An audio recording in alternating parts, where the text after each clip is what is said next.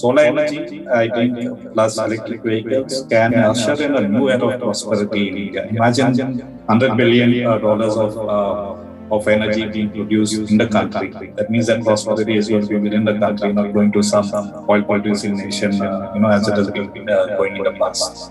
If you are in a legacy automobile company, I think it's going to be quite a nightmare, with the change that is happening because you're not used to such change. Thank you for joining the Change I Am Possible, which is India's first Future Tech podcast. And today I'm delighted to have with me Mr. Christie Fernandez, a mobility futurist and clean tech evangelist. He's a serial entrepreneur, brand marketing consultant, autodidact, and a polymath. Mr. Christie is on a mission to create a positive impact by propagating clean transportation energy to alleviate poverty. He is the founder of Soorya EV, an electric vehicle startup focused on providing affordable, comfortable, and eco-friendly ride sharing in the emerging markets.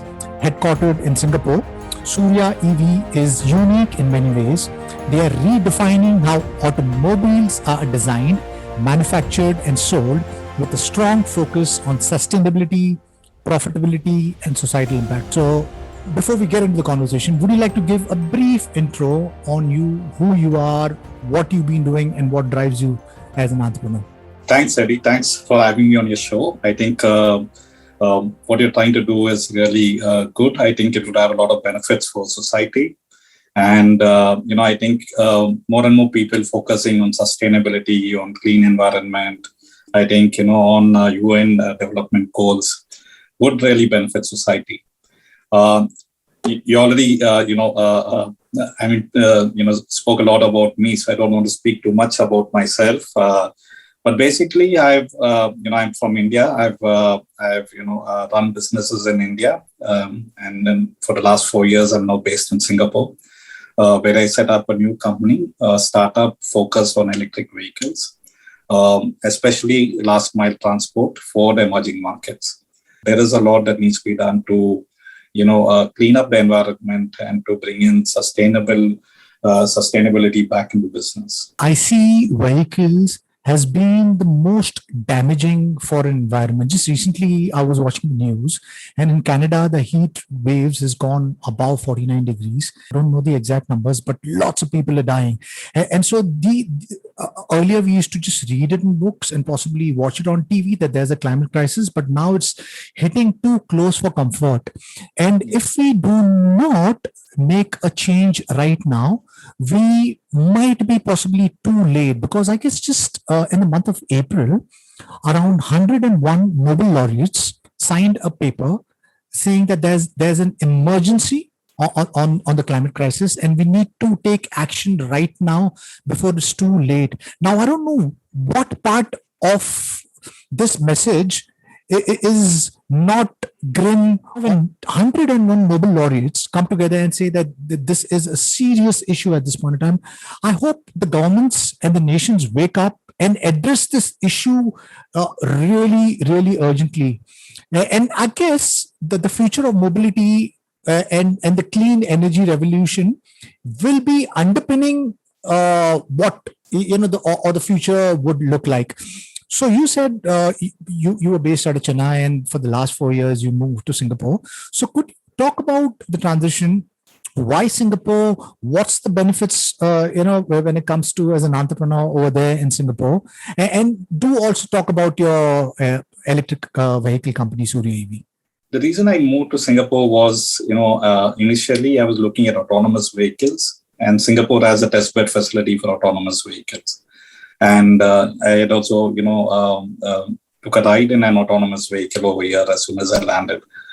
So that gave me an experience of how autonomous vehicles would work.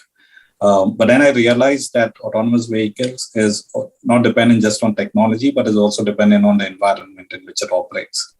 And that is going to be a big challenge, especially in the emerging markets where people don't follow the rules. In Singapore, of course, traffic is well organized. Everyone follows the rules. So autonomous vehicles can operate in this landscape.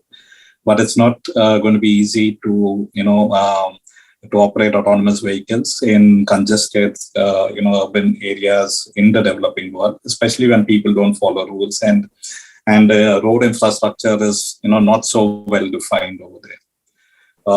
So Singapore again is good for me because I'm looking at global markets. So we're looking at the ASEAN region, we're looking at the Indian subcontinent, we're looking at Africa and South America. So being in Singapore, it's easy to address the ASEAN region because Singapore is part of the ASEAN, the 10 nation group, and any IP that is filed in Singapore, is valid in all these 10 countries. They have free trade agreements with multiple countries, and so it's easy to kind of export from Singapore. We of course would be setting up our operations in India locally to address the Indian market. So we're looking at setting up micro factories in India. We're also building a supplier network in India. India already has an ecosystem for automotive supplier network. So that's, makes it easy for us to source a lot of components from India for the Indian market. Singapore has a car light policy. That means, only a very small percentage of the population owns cars. They kind of, make it very expensive for people to own cars over here. But at the same time, they make it very comfortable and efficient to use public transport, right from taxis to buses to metros. They have a very good infrastructure in place, and they also have everything integrated. That means your metro, your bus station, your malls are all integrated. So there is not much of, so it makes it easy for people to move around. So I would say Singapore would be in the forefront of transport when it comes to autonomous vehicles, when it comes to drones, when it comes to multimodal transport. I think, urban areas need to have multimodal transport. And also urban development needs to be such that, you can walk to work, you can cycle to work. So they're also looking at very integrated townships, 20-minute, walkable townships where you can get everything done. So it's I would say a very good place to pick up a lot of new developments. Singapore also attracts a lot of tech companies, autonomous vehicle companies. They have good R&D facilities. They have good testbed facilities. And the government is very proactively involved in the future of transportation. So that's why Singapore. But India, of course, has its advantages. The talent pool, automotive talent pool is good in India. R&D is also good in India.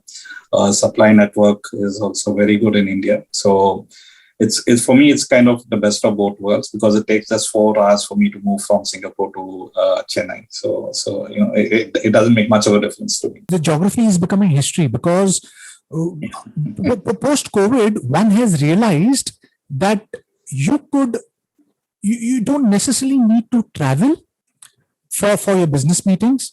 You could have it over the net, and there is so many ways. There's AR, VR, and stuff like that. And then the future of work, which is being defined as we speak, because at one point in time, everybody used to go to work, but then companies have realized that people are more productive when they're working out of their homes and they're not stuck in senseless traffic and things like that. So there are a lot of these transformation which is happening, and we are all speculating on what the future is going to look like. But I'm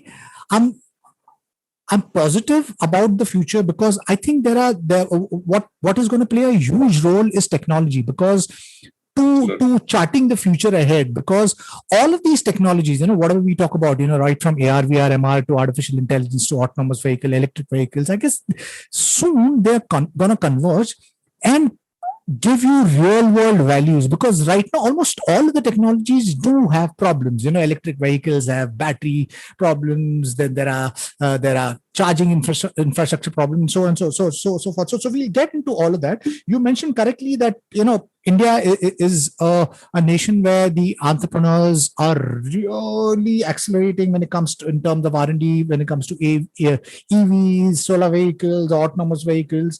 But yeah, the downside is that the Indian roads are extremely bad. The infrastructure is bad. Nobody follows rules and things like. But yeah, can we talk about that car light policy? Said that you mentioned that in Singapore they have a car light policy. and it's extremely, it use a multimodal transport system, which is extremely well integrated. That's completely the opposite of India. We are extremely chaotic, or infrastructure is chaotic, or the road infrastructure is terrible. Nobody follows rules.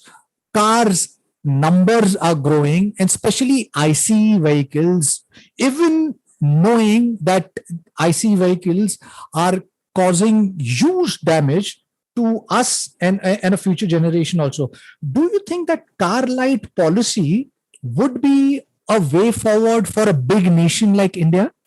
The car light policy of Singapore is very unique, especially for a developed country, because most of the developed countries, if you look at America or you look at Europe, 80% to 90% of the population in America own their own personal cars. In Europe, might be around 70 to 80%. Whereas in India, it is about 2%, and in China, it's 20%. In Singapore, it is just 11%. So Singapore being able to keep the personal car ownership to just around 11% vis-a-vis about 80 to 90% in America and Europe, I think that's a very big achievement. So I think before you actually work on a car light policy, I think what is important is to plan urban transport, and Singapore actually focused a lot on that. In Singapore, you don't really feel the need to own a car because the taxis are really clean. They're all new models of vehicles. They are not like old vehicles that are being used in taxis. So government kind of regulates what kind of vehicles go into the taxi fleet. And it's all available today everywhere. It's very easy to get into, a taxi. To public transport, whether it's a bus network or a train network, they're all very well integrated. So most Singaporeans today don't complain much if they have to take public transport. Whereas in India, for example, if you force everyone to take public transport, and it is not, adequate, or it's not clean, or it is not, efficient, then I think it's not going to, serve its purpose. So I would say before, I think people should be able to make the choice about wanting to use more of public transport rather than personal transport. And that would happen when public transport is really good and really efficient, and really comfortable. I think, especially in the tropics, I think it's very important that most of the public transport is air conditioned. Like in Singapore, for example, all the buses, trains, everything are air conditioned. So you don't feel the need to, own your own personal car. So car light is a policy where they made, the cost of owning a car very high. So it makes people think twice before you, decide to own a car. So just to give you an example, a Maruti Swift, which cost around might be 10 lakhs in India, might cost about 50 lakhs here in Singapore. So you wouldn't want to spend that much money for a vehicle, of that, where for the same price you might be able to get. Yeah, I'm extremely sorry for interrupting, but that policy is so needed here in India because of the population and the climate crisis problem over here.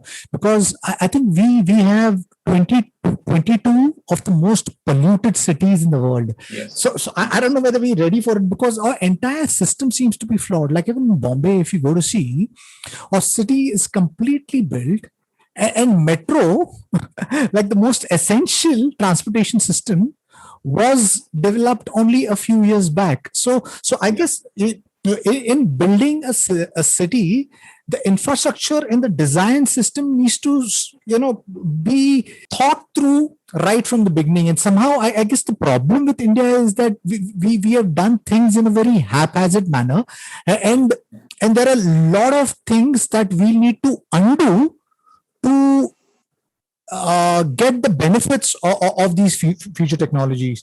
And I hope that somebody takes up the onus and tries, because we have a huge problem in our hand. So would you like to talk a little bit about Soorya EV and what you've been doing?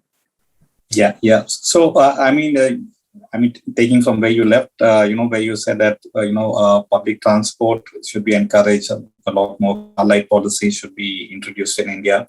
But all of that depends on last mile transport. So efficient last mile transport, I think is key for people taking public transport. You can't expect people to walk a long distance to catch a bus or to catch a train. So the last mile transport is, I think, what will actually kickstart the usage of efficient public transport. So Soorya EV, we are focused on last mile transport. Today, of course, you have the rickshaws and auto rickshaws, which cater to some part of that need. But we are trying to introduce a much more better vehicle for that particular segment. We also have operators like Ola and Uber and Grab and Gojek. All of them today have ride sharing as a segment, as a category in their app, but they don't have the right vehicle for this particular category. So most of them use passenger cars, which are not very efficient as a ride share vehicle. So we are building a vehicle which is an 8-seater with individual seats, which would have the lowest cost per kilometer per seat. That means it translates into more profitability for the driver, for the operator. And at the same time, fares can be kept low. Today, if you take a ride share vehicle in an Uber or an Ola or a Grab, the fares are still pretty high. It's still not come down where, more number of people can actually use it, because the number of seats in the vehicle are low. So with 8 seats, you would be able to, have low fares. At the same time, it would be profitable. Soorya, the vehicle is also air conditioned, so it would attract a lot more people to get into the vehicle. So Soorya is looking at the last mile connectivity, not just in India, but also in the emerging markets. We're looking at the ASEAN region, Philippines, Cambodia, Vietnam, Thailand, Indonesia, places like that. Apart from in the Indian subcontinent, Africa, and South America, there's a huge demand for last mile transport. Most of it today is catered to by the small, micro enterprises. So there are lots of electric rickshaws in North India, for example, which have become very popular. But they're not too comfortable and they're not too safe.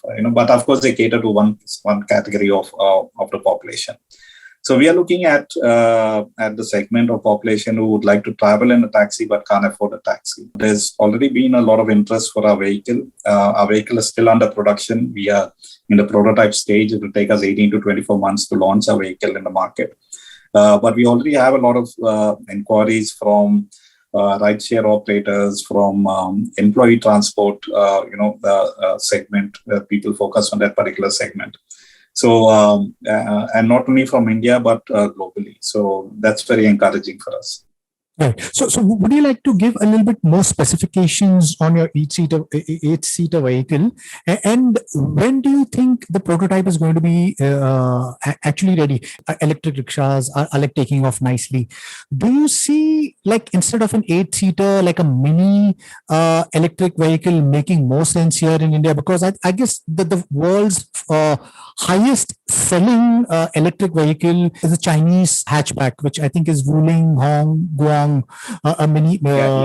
So do you think that would be the model at least in the emerging markets? Because the emerging markets is all about cost. Yeah, please do talk about that. Indians, are looking at efficiency, and they're looking at especially the cost efficiency. So cost per kilometer per seat is the kind of efficiency that everyone are focused on. So small vehicles, I think, would do well as a runabout vehicle for families, as a second vehicle, an electric second vehicle.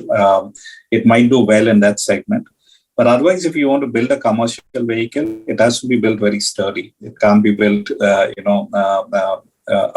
passenger car can't be used as a commercial vehicle, unless it is built for commercial usage.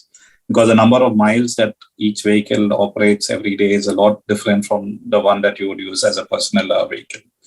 So Soorya EV, ours is a low-speed, low-voltage electric vehicle. It's going to be priced less than 10 lakh rupees. Most drivers don't own the vehicle. They rent it out on a daily basis. So they rent out a taxi at a price range of around 750 rupees to 1,000 rupees per day. We are looking at similar price points, but they would have, be able to be more profitable because the fuel cost is going to be very low. Soorya EV also has a solar roof, which would give an additional mileage of about 20 kilometers per day, which would translate into, higher profitability for the driver. So maintenance cost of electric vehicles are also very, very low. And so all of that adding up, I think, though the initial cost might be high, we are, of course, not looking at, selling too many vehicles, but it would be mostly leased out through financial partners, and it would be rented out on a daily basis at price points that most of the drivers today pay for a conventional fossil fuel vehicle. Could you give a little bit more specifications and features of Soorya EV? And you said that it'll take around 18 months for the prototype to be ready. How does this work? What would be the business model once you have your prototype ready? Yes. Is there like a testing phase? What comes next once you build the prototype? Yes. So once we have the prototype ready, that is a prototype ready for production. We also get the vehicle tested, certified. Each different countries have their own certification norms. And then we get into full-fledged production. So who are our customers? Today, we have a lot of inquiries from the fleet owners. So people who today own fleets of vehicles catering to employee transport or catering to tourist transport or catering to hotels or whatever it is. So there are people who are looking at our segment. The operators are also looking at our segment. There are many people who own, a number of vehicles and then they rent it out to drivers and they join fleets and they, so our vehicles would either go into one of the operator fleets like Ola or Uber in India, or it would run as individual vehicles as part of shuttle services that, that today you have these share autos that operate in that segment, including the Tata Magic and people and Mahindra Supros and things like that. So that is another segment that, our vehicle would cater to. Ours is, I would say, more of a taxi, but not a long distance taxi. It's a short distance taxi. Is Soorya EV funded at this point in time? No, so we have been bootstrapped, because all the technologies that we are looking for when we started initially was not available in the market. So we were looking at low voltage drivetrains. We were looking at, we have a very unique vehicle architecture of fixed plus swappable batteries. So, swappable batteries were not there in the market. Today, they are, making their presence felt. Standards have not yet been set for swappable batteries, but I think very soon we would also have those standards in place. And there are multiple options today for swappable batteries. So, we, are now in a position where we have a vehicle architecture in place, we have a design in place, and we have a supply network also mostly in place. And, so now we are ready to get into prototype development. For prototype development, of course, that costs a lot more. So we're looking at external funding. We already have some strategic investors interested in us, from Japan and from India. So we are now open to look, getting on strategic investors and partners. I wish you the very best for it. So what do you think is going to be the future? Fixed batteries, swappable batteries? We need to look at the market, from a developed world perspective and from a developing world perspective. The needs of the developed world are quite different from the needs of the developing world. So the developed world is focused on speed, on range, and on fast charging. So when you look at speed and range, that means it means that you carry a very heavy battery in the vehicle. So a battery itself might weigh around 700, 800 kgs. And then because you're also looking at speed, you need a very high, a big motor to be able to deliver that speed and carry the weight of a vehicle. So then efficiency, comes down a lot. That means your fuel efficiency comes down a lot. You carry a lot of weight, which doesn't really, give you efficiency. But it delivers speed and it also delivers range. And because you have a very large battery pack, you can't afford downtime. You can't afford very long charging time for the vehicle. So then you need fast charging network. So no, that type of infrastructure is not going to be made available in the developing world. Tesla has been able to roll it out in America, and that's possible there, but it's not going to be so easy to roll it out in the developing world. So the focus of the market in the developing world is on affordability. Can I afford a vehicle? What is the cost of a vehicle? What is the efficiency of a vehicle? That is what the focus is. In the developed world, you have electricity, you have water on tap, you have your cooking gas on pipe. Whereas in India, our cooking gas comes in cylinders, and then most of the emerging markets, our drinking water comes in canisters. So we already have an ecosystem for swapping. So swappable batteries would work well in the developing world, where people wouldn't mind doing the swapping of batteries because the charging infrastructure is not going to be available. Our grids and access to electricity is going to always be a challenge in the developing world, not only in India but everywhere. So swappable batteries is, I would say more apt for the fleet segment. So the fleet segment can't afford downtime for charging. So, and fast charging is not going to be available, and slow charging is not going to work for the fleet segment. So swappable batteries will work very well for the fleet segment because there, it's also a lot more defined. The routes are, so it's easier for you to kind of, have your swapping batteries available.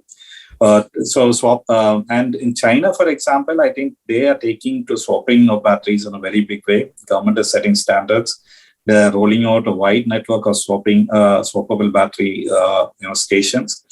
Even premium cars like Neo and all of them are also beginning to use swappable batteries. They find it, customers find it more convenient to quickly charge a vehicle. So range anxiety is not there. Right. You just go in and in 5 minutes you charge. Taxis in China are today taking to it big time. So, taxi drivers now find swapping of batteries, more efficient, than charging the vehicle. So many taxis today in China have swappable batteries, and the government is setting standards. So you can, swap batteries into any vehicle. The batteries are going to be standardized. In India, Sun Mobility has been a pioneer in swappable batteries. There are others who are also coming into place. And there is some work going on into setting standards. I think the IIT Madras is trying to set standards, and Ola Electric is also trying to set standards for batteries. There are it might take off very quickly in the two-wheeler segment. Gogoro, for example, has now tied up with Hero Motors, and they're going to launch their two-wheelers with swappable batteries in the market. So fixed plus swappable battery, I think that architecture, which has not been explored too much by other manufacturers, but one that we are kind of pioneering, might be something that might become more pervasive in time to come. So now, because of COVID, obviously, the entire market is disrupted. The automobile sales have gone down drastically. What do you think is going to be the impact of that? And when do you think are we going to transition from ICE vehicles to EVs? And some of the biggest automobile companies are still not letting go of ICE vehicles. We've got millions of ICE vehicles on the road, and there are so many problems. Where do we dump these vehicles? What happens? I mean, there are some really nice government policies and for accelerating the adoption of EVs, but what the problem here is the perception of the consumer, because we've still not open to because change, I think, comes very difficult. We are so comfortable with ICE vehicles, and we don't really know the disruption that these vehicles are causing. So how do you think we can communicate the benefits of the EV to the larger consumer? First question. And how and when do you see us transitioning into a clean energy in EV space? I mean, all transitions and all disruptions happen over a few decades. It doesn't happen overnight. Look at even mobile telephony. Initially, the prices were very high. If you wanted a mobile phone, the cost for a call was also very high. But today, almost everyone can afford to have a mobile phone. So likewise, in electric vehicles, different segments will take off at different time periods. We have already seen at a very lowest end with electric rickshaws, over 1.5 million electric rickshaws have come onto our roads. That was without any government incentive, without any infrastructure in place. The reason that they came onto our roads was that they were cheaper than the ICE vehicles. and they were more profitable to run. So no one had to educate anyone that, you need to move to electric vehicles. No one had to educate anyone to say that it's good for the environment. So I would say profitability. I think, cost efficiency. I think that is going to be the driving force for switch to electric vehicles. So I would say the fleet segment, I think that is a segment that would switch much quicker than personal, cars. But I would say personal two-wheeler might switch much faster, because it's easier to. I think it is becoming quite cost competitive in that particular segment. Ola Electric has now come out with a very huge, manufacturing plant, and I think they're going to flood the market with the other vehicles.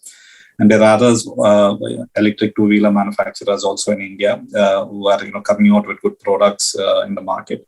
India, all said and done, is a two-wheeler market. 20 million two-wheelers are manufactured and sold every year.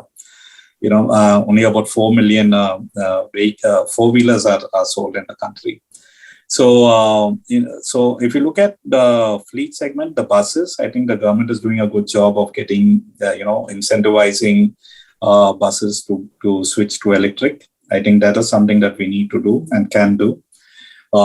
Taxi fleets, I think it's very important that we all switch taxi fleets to electric. Fleet segment are vehicles that do a lot more mileage per day than personal vehicles. So it's very important that we switch all the fleet segment into electric. China has had great success. They had a lot of their cities polluted, but today if you go to many of them, you'll find them very clean. I've been to Shenzhen recently before the COVID, and surprised to see that all the buses are electric, all the taxis are electric, and the air is quite clean. And it is also becoming total cost of ownership for the fleet segment. Electric vehicles, are actually delivering value when it comes to total cost of ownership, because maintenance costs are low and fuel costs are low, and the mileage is, per day is high. So you are able to break even much quicker in the fleet segment. So when would, today I think there are over 1 billion vehicles on the roads globally. I think in India, there might be around 200 million vehicles on our roads. By 2030, there might be about 400 million vehicles. It's estimated that if we continue the way we are producing and consuming vehicles, we'll be importing about $300 billion worth of fossil fuels by 2030.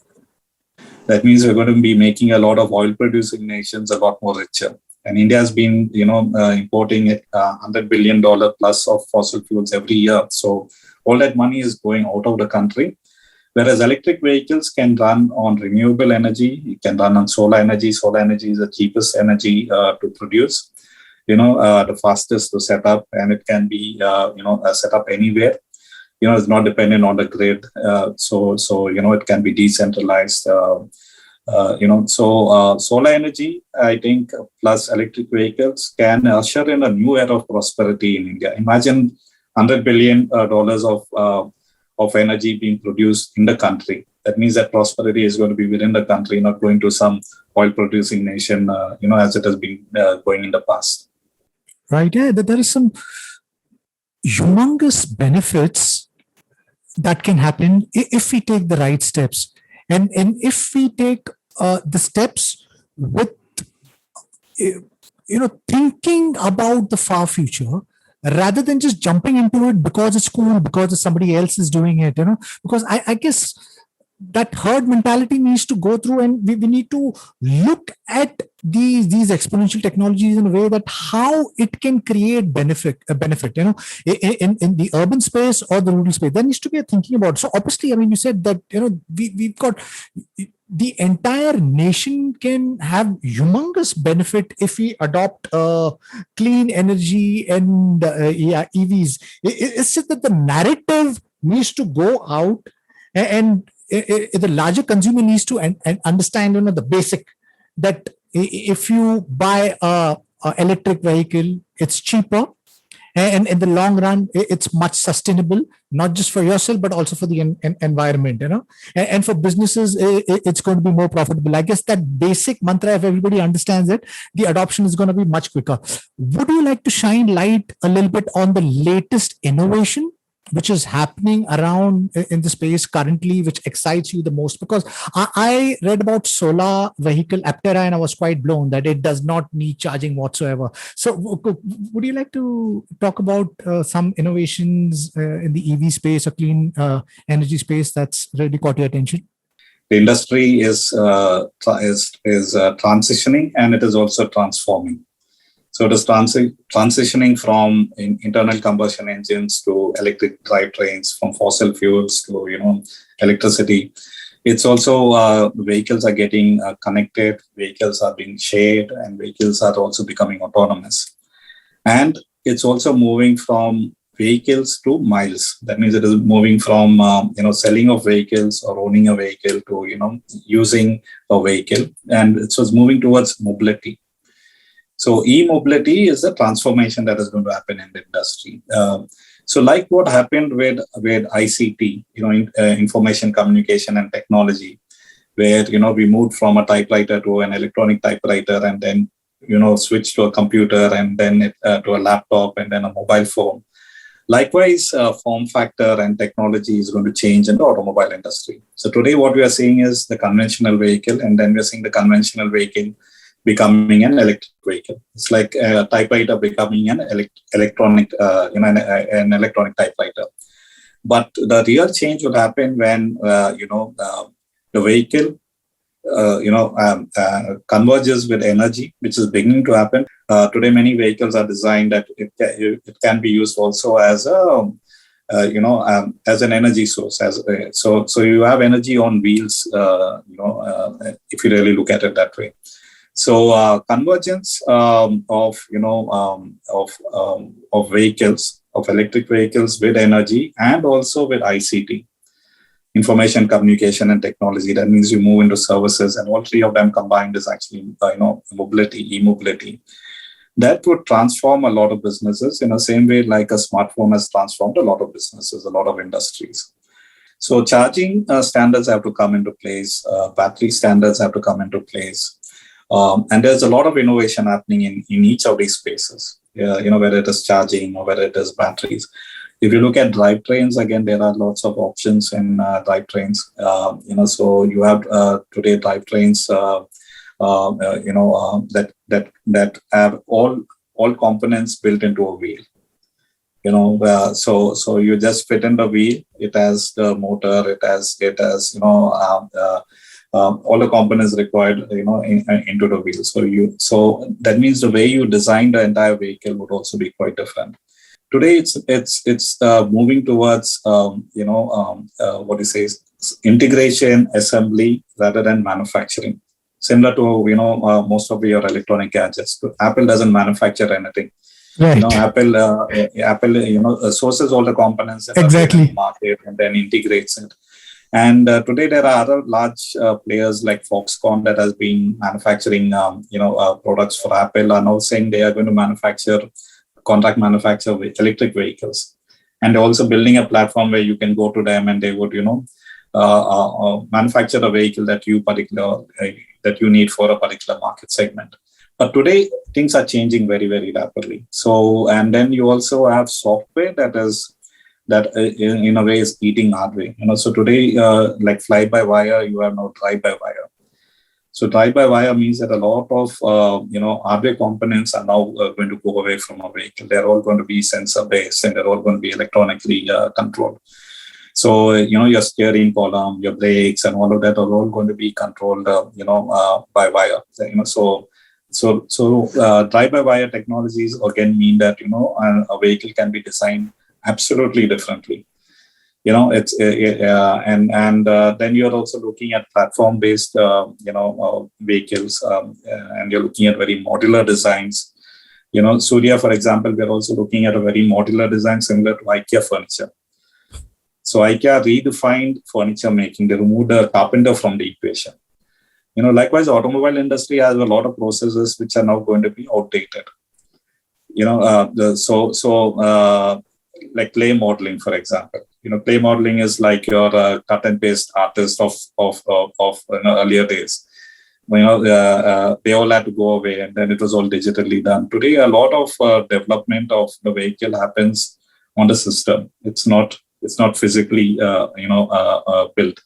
So a lot of simulation, a lot of 3D, a lot of virtual manufacturing, all of that are actually happening today in the automobile industry. So a lot of testing, a lot of validation actually happens, on software, not the hardware. So once everything is kind of tested, that's when it gets into parts manufacturing and then real world testing.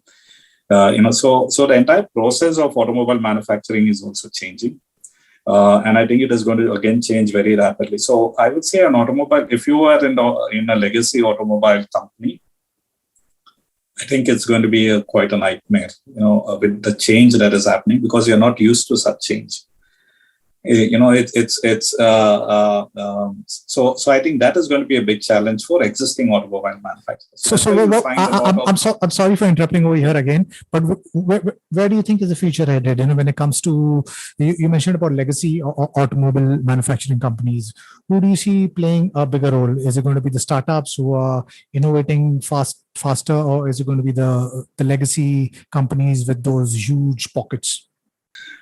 So I would say startups are companies that are innovating very rapidly, and also the advantages of large scale manufacturing is actually going to go away. It's all going to become more micro factories, because that's more efficient, that's more sustainable. Mass customization might also happen in this industry. Right. So Ford started by saying you could have any color of the car as long as it was black.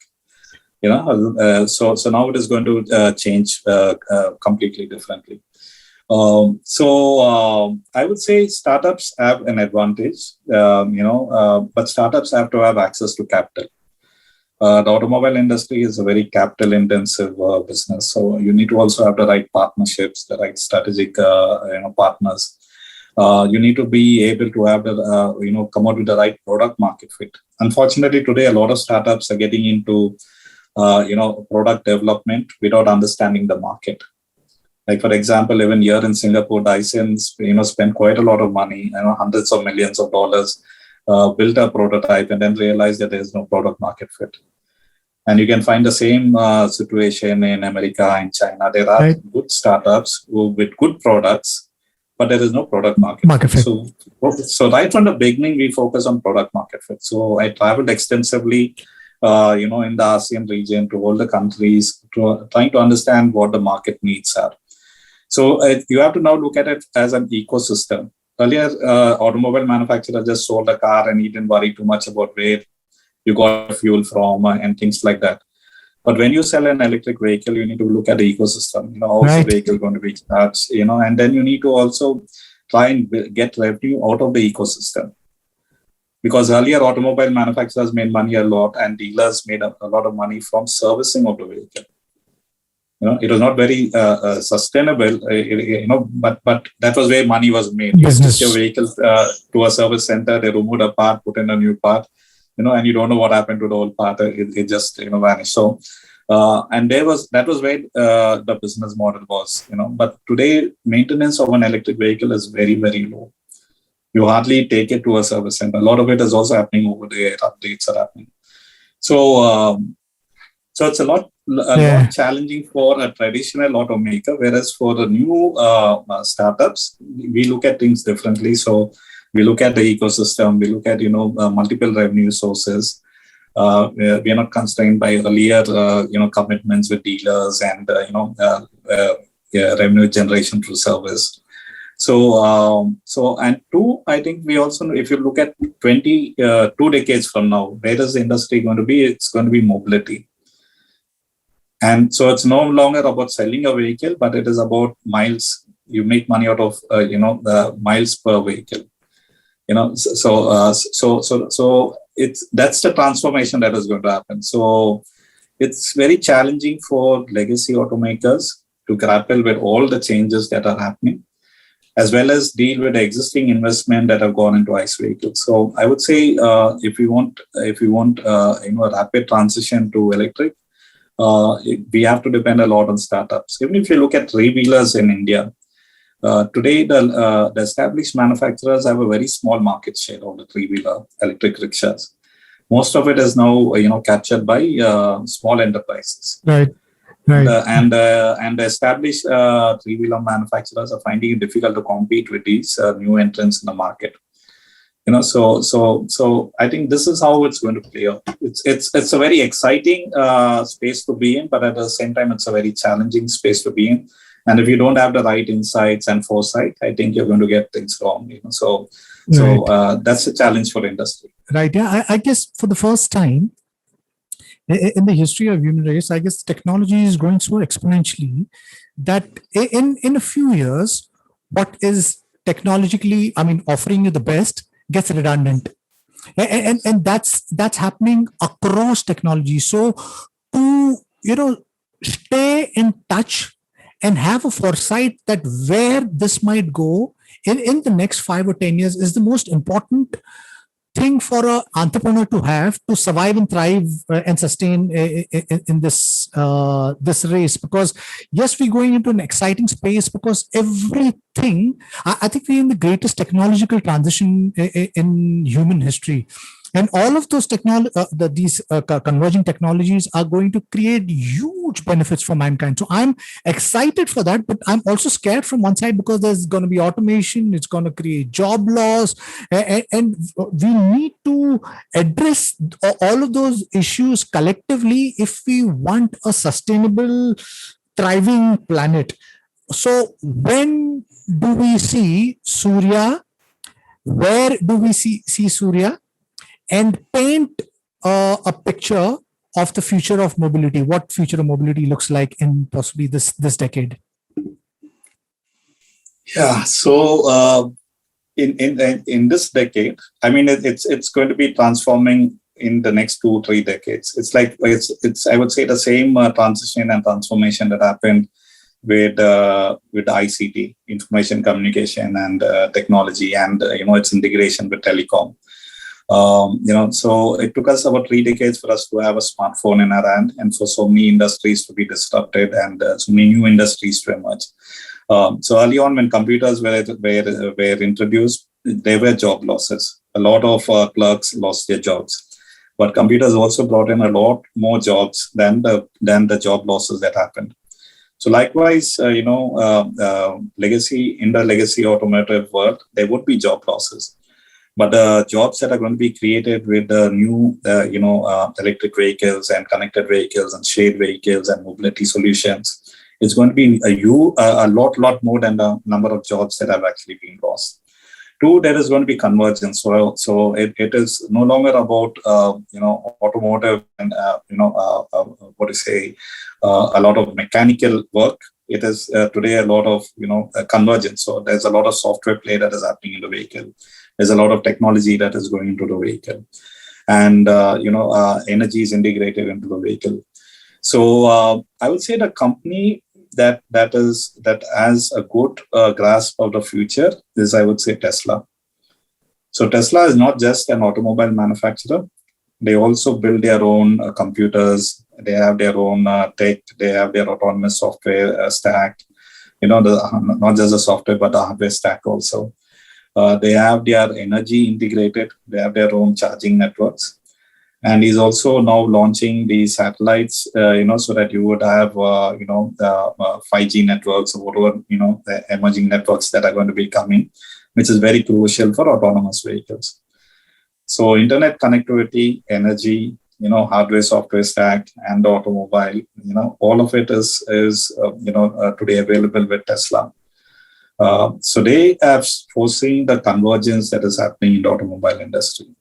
And that is why the value of Tesla is also very, very high. It's valued today a lot more than all other automobile manufacturers.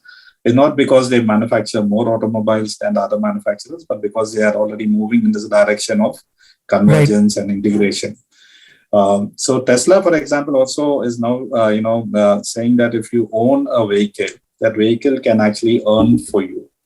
That means whenever the vehicle you're not using it, you can ask it to go and join a network, and it would ferry people around and come back to you. So now this is a very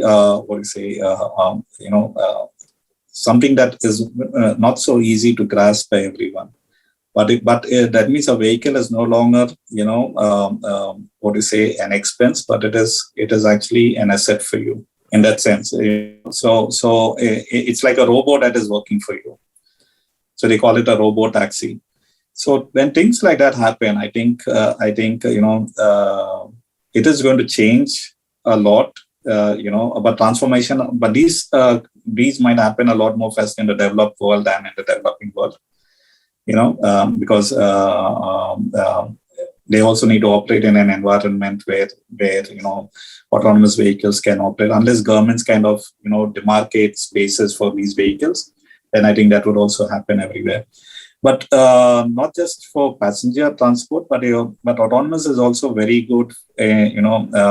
Autonomous vehicles can also operate very well in agriculture, in mining, and in defense. Now, these are areas where people don't want to really work. So agriculture, for example, people are looking at autonomous tractors. Now, that would be a big, advantage for farmers to have an autonomous tractor that goes and plows the field and does a lot of work in the field. Services based on these machines, these robots, are also then going to emerge. Remote driving of vehicles is like your BPO. With autonomous vehicles today, you need to have remote drivers. So I also foresee a lot of people sitting in an office and driving vehicles in remote locations, or managing vehicles in remote locations. So the kind of jobs that are going to come, the kind of opportunities that are going to be made available, is humongous. So it's not just I would say vehicle manufacturing as we traditionally know it, but there's a lot to do with software. So the software, the tech that goes into the vehicle, the tech that goes into manufacturing the vehicle. Today we are talking about digital twins and we're talking about virtual manufacturing. And we're talking about over-the-air updates. So these are all new concepts in the automobile industry. So it's very exciting, very challenging, and I think there are lots of opportunities for people who are looking for opportunities. But people who are not looking for opportunities, then I think the future for them is not going to be so good, because whether we like it or not, today all of us have a smartphone in our hand. Right. So likewise, whether we like it or not, we might have to travel in a robo taxi. So that's the future. I mean, if you look at where the industry is headed, 3 decades from now, it's like a smartphone. It's going to be a robo taxi. Right. Thank you. What a note to end on. I guess we are living in an exciting space, like you rightfully mentioned. Those who understand the opportunity will sustain and thrive, and those who don't will be disrupted. And there is so much opportunity which is being created. It's just that what's needed is your extra effort and openness to embrace these exponential technologies. And I think we'll get into a great future for all of us. So I am really excited to sit in one of your 8-seaters, and I hope that Soorya EV comes to India very soon. So wish you the very best for it. And Thanks, to my listeners, if you like what you see in here, please press the subscribe button. Until next time, see you guys. Bye-bye. Thank you. Thank you. Thanks, Eddie. Thanks a lot.